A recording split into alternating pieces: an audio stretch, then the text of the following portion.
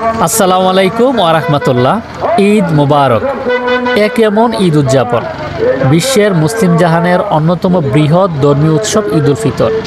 আর ঈদ উল ফিতর উদযাপন আমরা আসলে ছোটোবেলা থেকে যেভাবে দেখে আসছি, শুধু আমরা নয়, আমাদের এই দেশের যারা সিনিয়র সিটিজেনরা রয়েছেন তারাও তাদের ছোটোবেলা থেকে একই নিয়মে ঈদ উদযাপন করে আসছেন।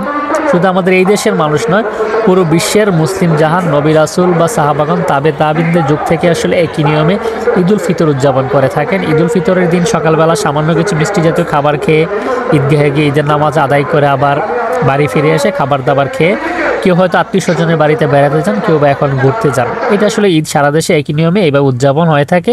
কিন্তু বর্তমান সময়ে এসে ঈদ উদযাপনে একটি নতুন মাত্রা চলে এসেছে, যেটি হচ্ছে আপনারা আমার স্ক্রিনে যেটি দেখতে পাচ্ছেন, যে এই যুগের তরুণ প্রজন্মরা রাস্তার মধ্যে সাউন্ড সিস্টেম ও উচ্চ সুরে ডেকসেট বাজিয়ে ট্রাকের মধ্যে নাচানাচি করছে, পুরো রাস্তা বন্ধ করে দিয়ে তারা আসলে ঈদ উদযাপন করছে, যেটা আসলে গত 7-8 বছর যাবত এটা হয়ে আসছে। বিশেষ করে ঈদ উল ফিতরের দিন সকাল থেকে ঈদের নামাজ পড়া শেষ হওয়ার পর থেকে, আর আমার বাড়ির যেহেতু রাস্তার পাশে, এটা আসলে আমি অনেক বেশি সাফারার। আমি বাড়িতে যখন থাকি দেখা যায় ঈদের পরে, ঈদের নামাজের পরে আর আমাদের ঘরে আসে বসার মতো অবস্থা থাকে না। রাস্তার মধ্যে সারাক্ষণ 5 মিনিট পর পর ট্রাক যাচ্ছে, উচ্চ শব্দে সাউন্ড সিস্টেম বাজছে, গাড়িতে নাচতেছে। শুধু তাই নয়, এখনকার সময় নতুন ট্র্যাডিশন যুগ হয়েছে, রাস্তা বন্ধ করে দিয়ে রাস্তার মধ্যে তারা আসলে নাচানাচি করছে। তো এটা আমার একটা সবচেয়ে প্রশ্ন হচ্ছে, এটা আসলে ইসলাম ধর্মের সাথে সাংঘর্ষিক কিনা, বা ইসলাম ধর্মে এটার বৈধতা দেয় কিনা, যে আমাদের ইসলাম ধর্মে ঈদ উদযাপনের জন্য এরকম নাচানাচি করে সাউন্ড সিস্টেম বাজিয়ে আসলে ঈদ উদযাপনের কোনো রীতি ইসলাম ধর্মে আছে কিনা, বা এটা আসলে কারা এই দেশে প্রচলন করলো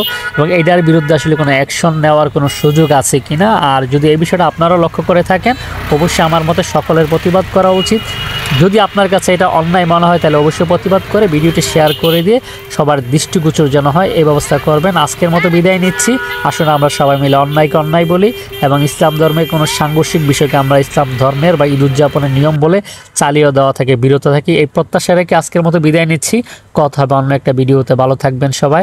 আসসালামু আলাইকুম ওয়া রাহমাতুল্লাহ।